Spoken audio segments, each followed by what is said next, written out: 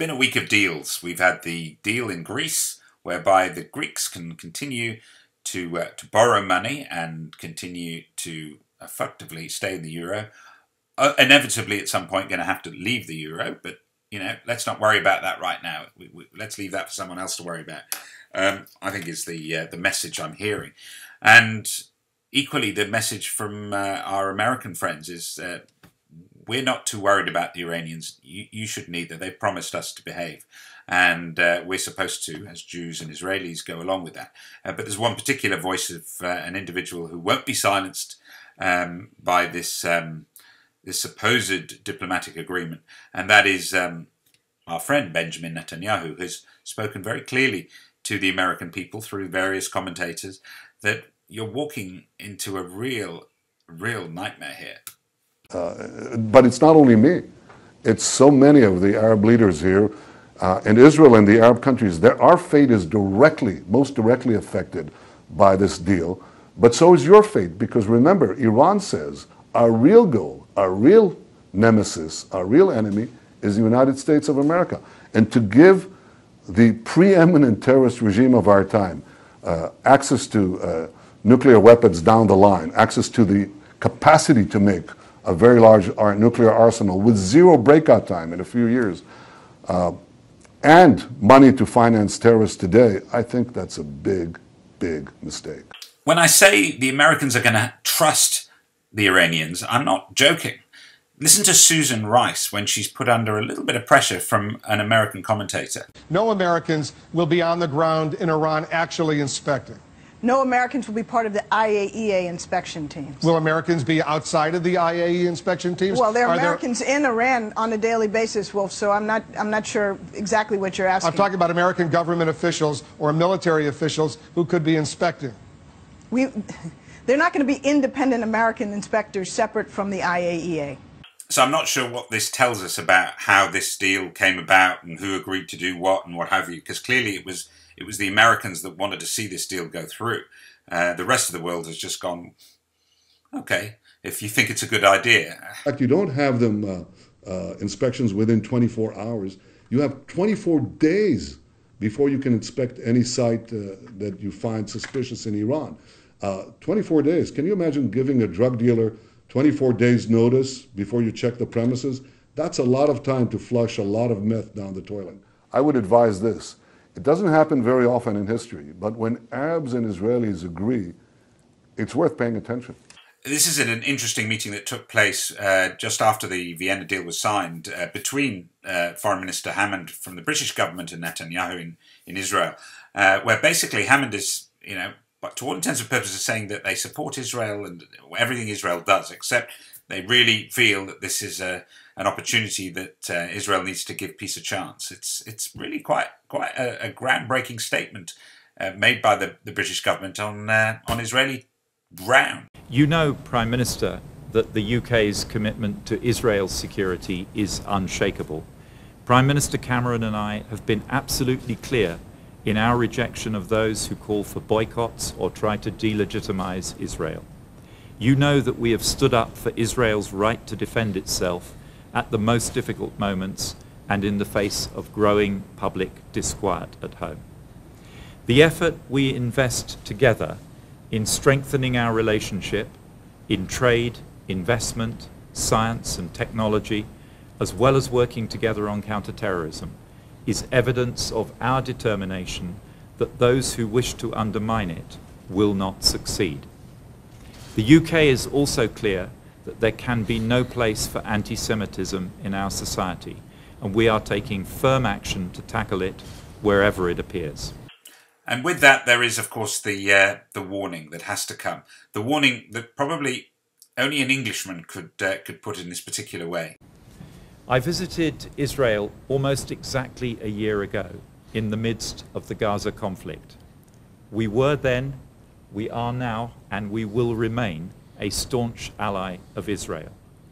But 1 year on, there is an urgent need for progress towards a lasting peace settlement. Without such progress, there is a risk that Israel's standing with public opinion around the world will decline further. This is what I don't understand, right? the governments around the world are blaming Israel for the fact that there is no peace in the Middle East. That's not correct. That's not fair. I mean, all credit to Netanyahu for not jumping over and punching the man in the face. Rallies presided over by the president, the so-called moderate president of Iran, in which they call the crowds chant, "Death to Israel," burned Israeli flags. A few days before the signing of the agreement, Iran says that the destruction of Israel is non-negotiable. And this continues after the agreement. So the question I have is, would it not make sense for your government and the other powers of the P5+1 to, one, condemn powerfully this expression of anti-Semitism, this desire to annihilate the Jewish state, and to demand that Iran cease and desist such genocidal calls and actions as part of your ongoing campaign of anti-Semitism?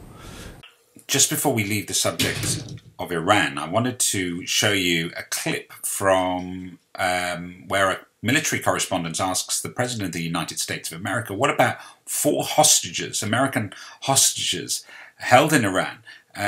Are we happy negotiating with these guys who hold hostages? Major, that's nonsense. And you should know better. I've met with the families of some of those folks. Nobody's content. And our diplomats and our teams are working diligently to try to get them out.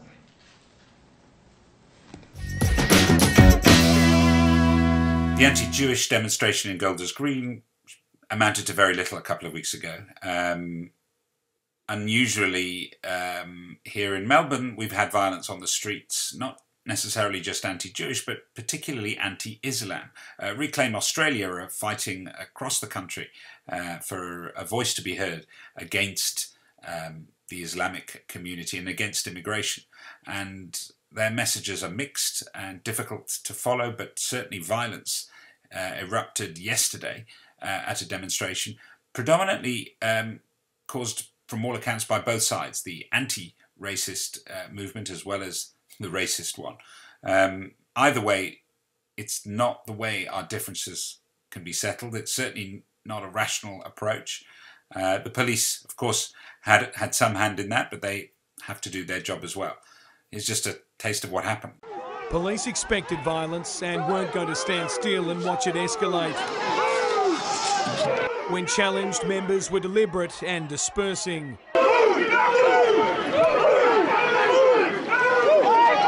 When orders were defied, capsicum spray was used.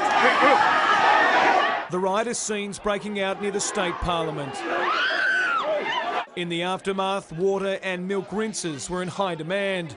We need somebody down here. We need some water. Little Burke Street turned into a medical centre.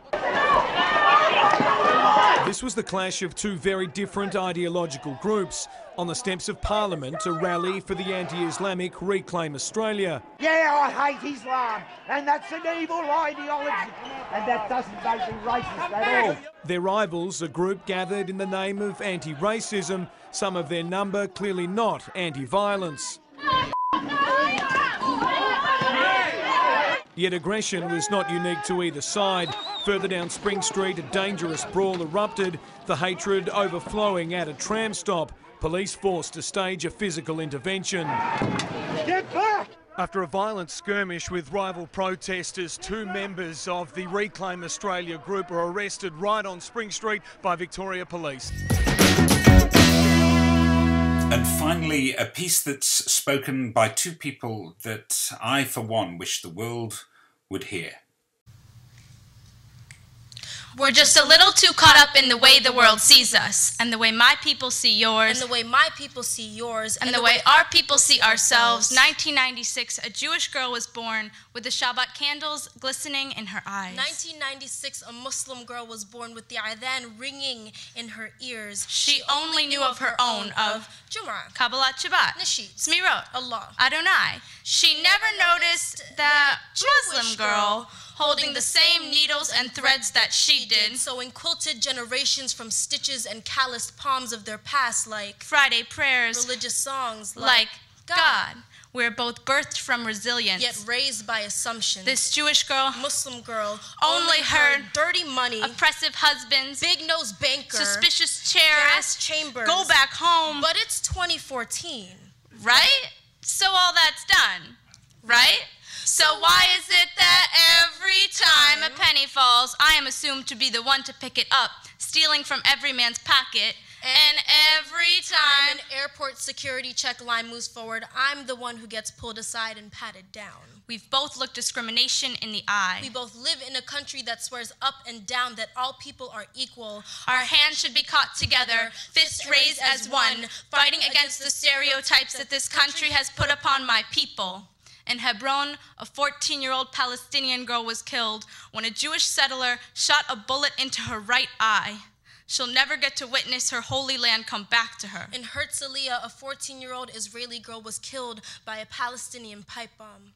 She was just trying to eat her dinner at her favorite restaurant by the beach. This world would rather chew up and spit out our history than help these two girls. That could have been us. This world has devoured our past. But how quickly it forgets you are what you eat. See, this Jewish girl and this Muslim girl are far more similar than our religions would like us to believe, because I bet you didn't realize that we have the same favorite movies. And that we both love hummus. And we keep being asked the same darn questions every time we fall head over heels. Is he a respectable Muslim boy? Jewish boy. Did you meet him at the mosque? Synagogue. That little Palestinian girl and that little Israeli girl will never get to be asked these questions, never get to discover whether they had the same favorite movies, or whether they were both going to become poets, performing on stages like this one, and we may not have either. Had we let the way the world sees us get in our way. We are connected. We are one. Like Adonai. Like Allah. Like God.